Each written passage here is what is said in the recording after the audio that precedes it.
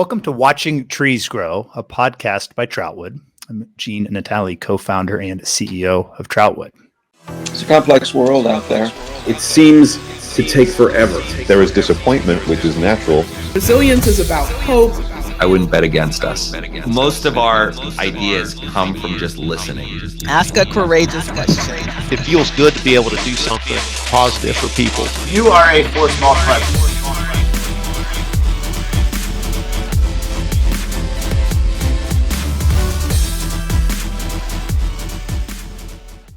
In today's episode, we're going to continue our discussion on charitable giving. You may remember we've done 2 episodes recently in the past on this, and we've talked about the concept of giving time versus money. So we're going to look behind the scenes at this charitable donation, the charitable contribution. We're going to speak with Andrew Morano, the Vice President of Goodwill here in Southwestern Pennsylvania. Andrew, welcome to the podcast. Hi, Gene. Thanks for having me. And Andrew, I've known Goodwill for years. You and I just met prior to this episode, and it turns out we live in the same township, McCandless Township. That's right. We're neighbors without knowing it. So, and we donate at the same place up in Wexford. At the same Goodwill in Wexford. Goodwill, that's right. Just short of North Allegheny, or just not even a mile, just a few hundred yards south of the high school up there. That's right. That's right. Andrew, having known Goodwill for years, I'm excited to get this opportunity to learn more about the organization, but I want to share with you the impetus for it and how common this question is from particularly our college student audience. Okay. I teach at the University of Pittsburgh. My students create personal financial plans, and I review plans from across the state. I don't want to say every at the risk of overestimating, so I'll say nearly every financial plan has a charitable component, even though these are college students with student loans and no income. Mm-hmm. That's how important this conversation is to this generation. So as we have our conversation, I'd like you to really think about that time versus money within that context. Yeah. But before we get there, I'd love to learn a little bit more about yourself and the path that led you ultimately to Goodwill. Sure. Yeah. So I am originally, I'm a Western PA native. And born and raised in a little town up north called Warren, PA. Beautiful part of our state. Beautiful part of the state. Neighboring the Kinzua Reservoir up there, so in Allegheny National Forest. So would definitely recommend if folks want to get out and see some Pennsylvania wilderness, that's the place to go. I have spent about 13 years out west and started my Goodwill career with Goodwill in Northern Arizona, based out of Flagstaff. Maybe like a lot of our audience here, I was fresh out of college, and my wife was going back to grad school at Northern Arizona University, and I just needed a job. So I applied and was hired for an assistant manager of a retail store with Goodwill, and maybe like a rouge, not knowing much about Goodwill at the time, other than it was a place you could donate and a place where you could shop and get great deals. So started there, spent time working in our retail system out there. Moved over into what we called our mission services side, and was able to work directly with individuals with barriers to employment, helping them develop job skills and ultimately, get and keep jobs. And when I left there, I was in a similar role, acting as their vice president for their retail operations. But life goes on. We started a family, and both my family and my wife's family still live back here in Western PA. So that's what brought me back to Pennsylvania about 6 years ago. I was fortunate to get into a job had become open with our Goodwill here, based out of Pittsburgh, and was hired on, and have been trying to make a difference every day as much as I can. So aside from, professionally, I'm an outdoors person. Our whole family's really into the outdoors. we do spend a lot of time hiking, kayaking. My wife and I are both runners. So there's kind of a combination with our personal values around just reuse and sustainability and the impact that we're able to make around those areas at Goodwill. Andrew, we were talking before the episode, you had referenced a Rouge being unfamiliar with Goodwill, and our audience has met a Rouge in past episodes. I'll expand that because more than a Rouge, some of our younger team members hadn't heard Goodwill and were unfamiliar with the work that the organization did and does. So with that as a backstop, how would you describe Goodwill to an audience that maybe is unfamiliar, has seen the billboard or seen the name, but doesn't know what the organization does? Sure. I mean, we are our particular nonprofit. So Goodwill's was founded as a nonprofit in 1902. So we've been around for, going on 120 years total. And the idea started very simply, which was, people had had items, consumer goods to donate, and that there was a lot of good that could come from those donations. So in the early days, items were repaired and then put up for resale, and all the funds from the sale of those goods went to support workforce development and job training programs. So our Goodwill today, fast forward 120 years, we continue to follow a similar model. The environment has changed, obviously, the needs of individuals to certain degrees and program specifics have changed. But at the core, our mission continues to rely on the generous donations of the local communities that we operate in. So people clean their closets out, they bring it to Goodwill. We're able to turn around, resell those items. And with those items, our particular Goodwill funds over 40 different job training programs in our local area here in southwestern Pennsylvania. So it's almost an area where everybody wears clothes. Everybody has a closet, and if your closet looks like mine, I wear about 20% of the stuff that's actually in there. And it's an easy way for people to make a difference by just going in, taking that stuff that maybe you haven't worn in a while, and bring it to Goodwill. When with COVID, Andrew, that might be less than 20% for most of us. Right. I sometimes wonder if the team at Troutwood notices I wear the same sweater for the whole week. They just don't say anything. Yeah, I'm just they're kind enough.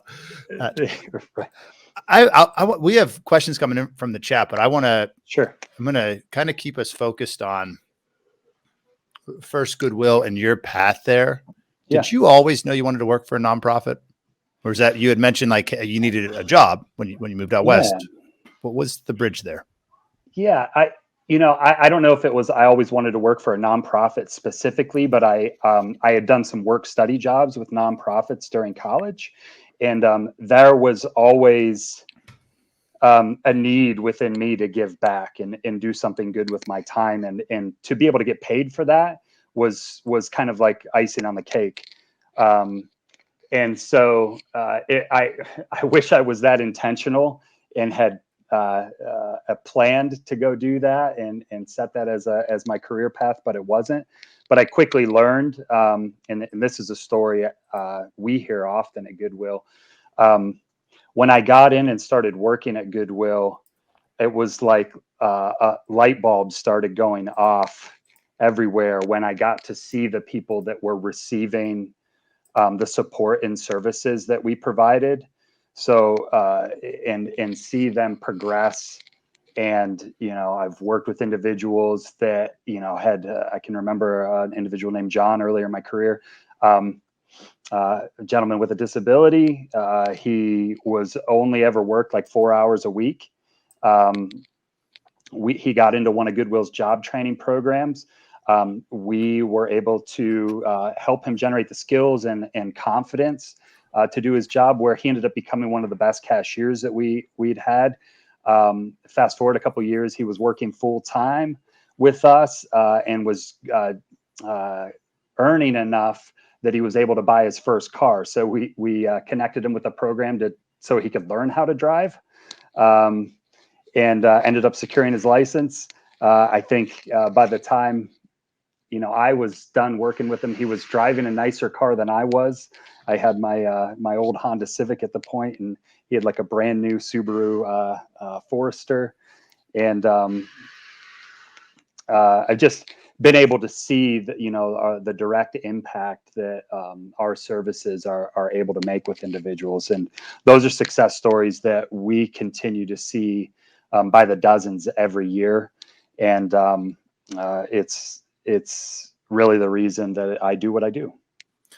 Andrew, there's a cause and an effect I'd like to better understand, because just a couple minutes ago, you gave the reference of we only wear 20% of what's in our closet. So hey, I'm guilty. So I can take that 80% and donate it to Goodwill, but you're bridging to this concept of job training and job creation. Just shared a very personal story. Someone who just is dropping off goods at a Goodwill, can you help us better understand that job training? This is the first that I've had this part of the conversation. Okay. Yeah. So 95% of our programs are funded directly through the sale of donated goods.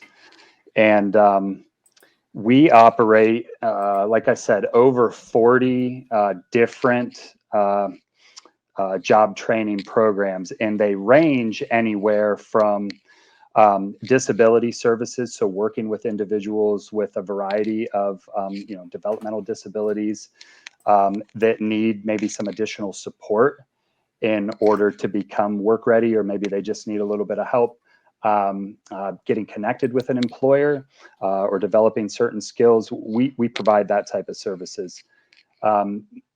We work with youth that are nearing the end of their high school experience, and they're left with the same question that all of us experience at some point. What am I going to do next? And a lot of times, so we connect directly with local school districts, and those kids can come to Goodwill and start to, in a really a pressure-free, very supportive environment, start to get real world job experience in our retail store system. And our goal is not necessarily to keep them there. We very much view, not only do our stores help generate the revenue that fund those services, but they act as real world training environments for folks that need that.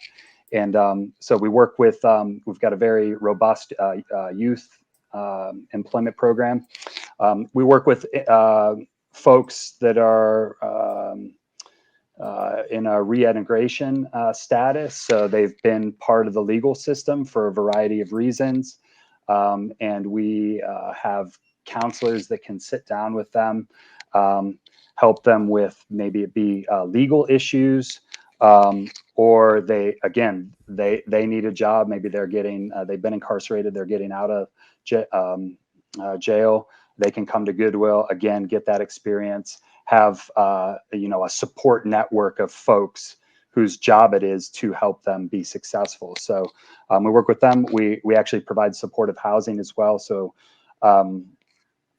we work with both individuals and families that are dealing with homelessness in our local areas, and navigating any bureaucratic process can be daunting, and think about it. If you were living on the street, you're thinking about the here and now.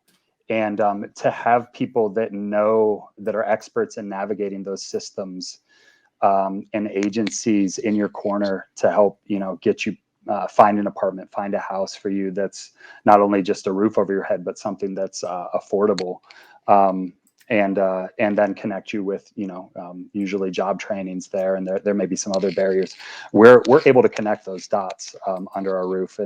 But again, it all really ties back. I think that's the beautiful thing about Goodwill. It all starts with the donation. None of those services that I just talked about would be possible without the generosity of our public. And again, it's as simple as clean out your closet, bring it to us.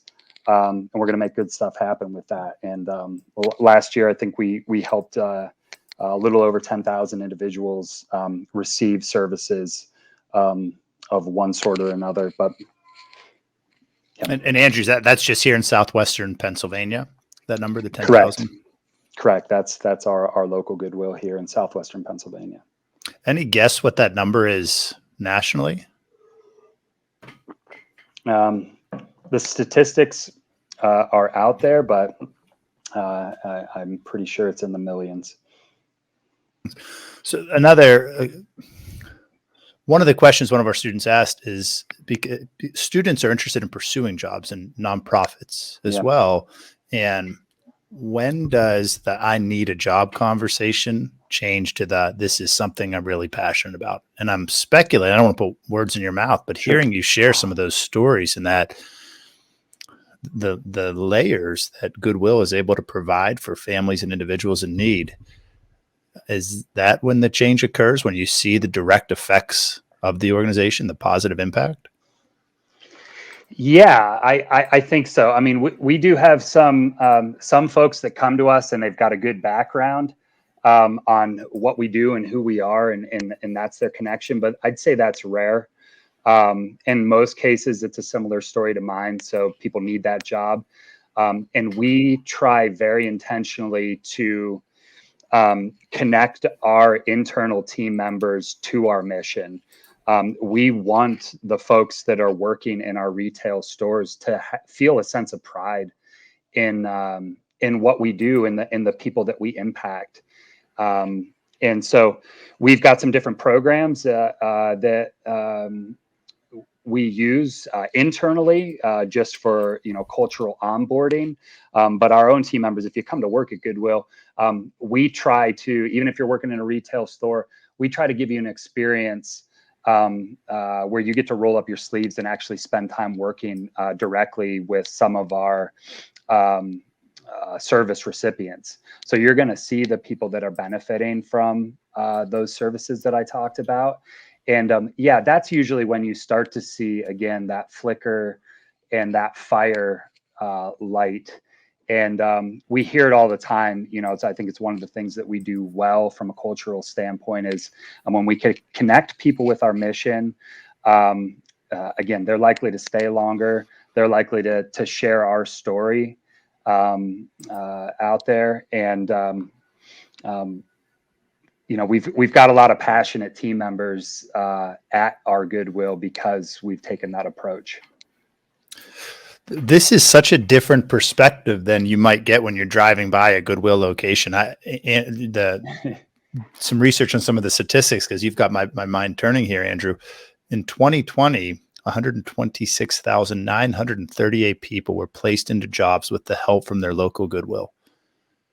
I'm going to round up 127,000 people, families in need, were placed into jobs because of Goodwill. That's a big deal. Yeah. So again, I'm thinking of our student audience. If I'm a high school or college student, what are ways that I can help my Goodwill today? Sure. Yeah, I think the easiest way, there are a few ways. The easiest way is what I've already talked about, which was is just to donate. That's an immediate way to make an impact in somebody's life. One of the programs we offer is a GED program. It costs us about $100 to help somebody get their GED. That's a couple bags of donations, and you can help somebody get their GED right now. So those opportunities exist to make a difference.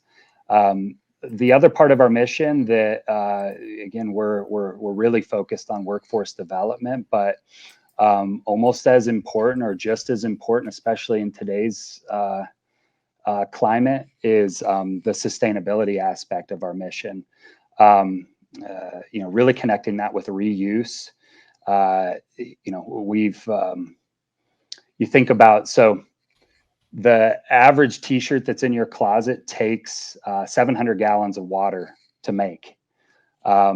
if you've got some extra pairs of jeans sitting around in your closet, it's 2,100 gallons of water just to manufacture one pair of jeans. And so you can make a difference for the local environment just by, again, one, donating. So that's an opportunity for somebody else to purchase those. But then I'd say shop at Goodwill. It's a chance, for us to ask ourselves, do we need that item? And if we do, can I buy it used? We've got some great quality within our stores, and the environmental waste that's created through just the textile manufacturing industry is significant. I think I had read a stat recently that says more than 20% of global wastewater comes from textile manufacturing. So if we all want to make a difference, there's that donate portion, but just purchasing 1% of your wardrobe at Goodwill can help offset that. So that's a really great way to make a difference today. I'd say, financially, I know there's a financial aspect to the show. I read another statistic that the average person spends, $100 to $160 a month on new clothes.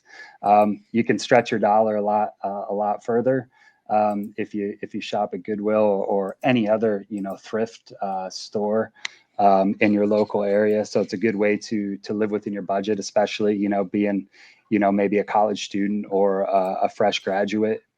Other ways to make a difference at Goodwill. We do work with volunteers. We have a volunteer program.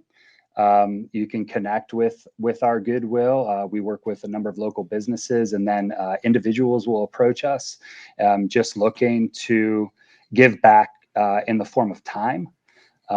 So we have those opportunities. You can come to us, and we have a pretty broad footprint in the southwestern PA area, and we can connect you with those volunteer opportunities.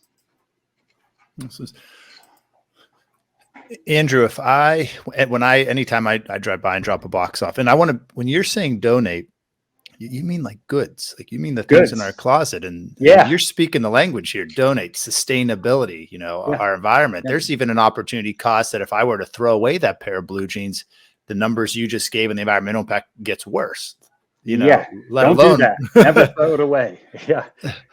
These are fascinating pillars to hear. The job creation for people in need, the environmental sustainability. A consumer question for you. Sure. When I drop a box off, I'm always asked the question, do you want a tax receipt? Yep. Can you help us unwrap that for a student who maybe is motivated and takes that first box to Goodwill? How should they answer that question, and why? Yeah, I think the easy answer is yes. You want that tax receipt. In the name of sustainability, we've gone paperless with our tax receipt. So we have a digital version that any student or anybody that's donating can access. You can get that through our website. But yeah, the IRS allows a tax deduction for not only cash donations, but any material donations as well. Annually, and I think it's just a smart, good practice, especially early on in your life, to start to take advantage of those items. And Andrew, this is a personal question, and if you can't answer it, you can't answer it. I'm always curious what % of goods that are dropped off are used. I assume there's some percentage that just isn't salvageable to be reused. That's right. Yeah. Yep. So we have a global metric that we focus on. It's called waste diversion. And so the way to think of that is for every 100 pounds of items that are donated to us, we divert X percent from our local landfills. And we measure that. And we have a plan that we're always looking at to try to increase that number, because while we do throw stuff away, we don't like that part of the business, and we're always trying to find value out of items. So our waste diversion rate at our local Goodwill is 80%. That was where we landed last year. So we're doing a pretty good job. That's a relatively strong number overall. And one way to think about it is if you were to go dumpster diving at a Goodwill, there are still items that have value and use. And so a portion of our business and our team is really just dedicated towards identifying those items that are currently going in our waste stream and trying to connect those items with a viable partner, whether it be a recycling partner. We work within the salvage industry as well. But new categories that we're currently looking at right now would be items like plastics. We're working with a company to identify a recycling opportunity for furniture, specifically hard good furniture. So there are those hard to recycle categories that do end up going in the trash. But we're waking up every day trying to find a better use for those items. Again, when we do that, and we'll do that stuff even if we're not generating revenue from that. Again, just because it's the right thing to do, and it decreases that waste stream, and it fulfills that sustainability portion of our mission. Are there any items that are currently in need? Does Goodwill ever take that stance? Like, hey, we're out of this item. Globally, yeah, we'll take that. Right now, we're in our what we call our slow season. So January and February, we're kind of in the depths of winter here, and we need donations. Clothing is always a need, so sometimes we'll put out a call for those. Other really important items that we always need would be like working electronics. So, we really encourage the public to bring us stuff that you would use or you would give to a neighbor or a family member yourself. But working electronics are always good, and then shoes are great as well. Just a good pair of shoes. We always have a need for those. Shoes and electronics. I would think on college campuses, maybe that's a fun idea. I'll push that to a rouge when we were talking beforehand, but a way to do some electronic, find things that aren't being used or could be used elsewhere. Yep. Andrew, what is a nonprofit? If I hear the term around, if I'm on campus and I hear nonprofit, but how would you describe that to a student audience? Yeah, I think the easiest definition for me would be, an organization that's the purpose of our existence is not to generate a profit. We are not driven by our bottom line. We exist to fulfill the mission of providing job training services to those most in need within our communities. So it is important that we generate revenue, but we use that revenue not to, again, line the pockets of executives, but to be reinvested in supporting the programs and the people in need within our communities. So when I think about nonprofit, again, it's really about intent and purpose. We're not in business to make money. We're in business to help people. And that's what I would say. So in business to help people, we've done a great job, Andrew, of covering the good donation, the tangibles, the value of time, volunteer perspective. But ultimately, the organization does need money to survive. Is that a fair hypothesis? Absolutely. Yeah. So does that come from just proceeds from the stores themselves, or how does the organization get the money to stay in business? Yeah. Again, the majority of our funding for the organization and the programs I talked about comes from our store system. So that revenue that we're generating through the sale of donated goods in our stores, that's where the bulk of our funding comes from. We do take cash donations or monetary donations, but that makes up a a very limited amount of our funding. The sustainability is, excuse me, it was ignorant on my part to not better understand the entire Goodwill ecosystem. Andrew, that's fascinating. Yeah. We have a question. I'm going to answer this question that's in the chat, but it's how do you get past people's thoughts of only buying new stuff? And I'm going to answer it first, but I'll push you to add on anything, sure. Andrew. And the follow-up to that question is, and not even wanting to shop at Goodwill. When I see that question, I think, oh, maybe they think it's not cool. Well, what's really cool is having money, right? So that would be my retort to any student that asked me that question in a classroom. It's a lot cooler to have money in your pocket than not have it.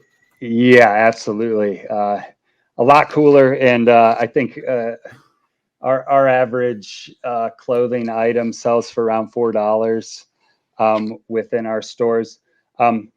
The quality, I tell folks that have never shopped at a Goodwill, give it a chance. Check out the quality. I guarantee you, you're going to see the same brands and same quality that you've got sitting in your own home or apartment in your closet, and you'd be surprised. And the other thing I think is there's just kind of a treasure hunt and really a unique aspect to shopping at Goodwill. You're going to find items that you're not going to find anywhere else. And so it's a chance to maybe diversify, whether it's your wardrobe or, those housewares that are outfitting your place. So and again, going back to the sustainability, I think it's the right thing to do. Yeah, I mean, I try to get my kids. I have two young daughters, and have started them shopping at Goodwill early. And it's amazing. If I give them $10 or $20 each, they can fill an entire bag themselves. And because I've started that early, they don't think anything else of it. They love shopping there, and they know their dollar goes a lot further at a Goodwill than it does, at a for-profit retailer. When I like the analogy you gave of it's kind of like a treasure hunt. We have another question that came in that said, what if I like certain brands, which go find them, right? Go start the treasure hunt. Go find them. And what I would also say is we operate on a website. It's called shopgoodwill.org. And you can go to Shop Goodwill. And if you're somebody that's big on brands, you could type in, I think I bought my wife a Kate Spade purse at Shop Goodwill for the holidays and paid a fraction of the price. So you can shop for specific brands on Shop Goodwill, and you can buy something that's used and get like a luxury brand name for, again, a fraction of the price. Wow. Andrew, let's end with a bang here. What's a super cool fact about Goodwill that the average consumer probably wouldn't know? Use me as an example. Gene, you donate regularly, you drive by the Goodwill. Super cool fact. Super cool fact. Well, one of the facts that we circulate often is that every 20 seconds of every day, somebody gets a job because of, a donation or the fact that somebody shopped at Goodwill. And so again, it all comes back to our mission. That is why we do what we do. And, if you care about making a difference in your community, you want to make an immediate difference. That's one simple way. And one thing to keep in mind, that you can directly benefit your neighbors in need. Andrew, how about that sparked a question from the audience? What is something like a rare item that's maybe been found recently? Or that maybe if you don't know what's been like one that you've seen in a store?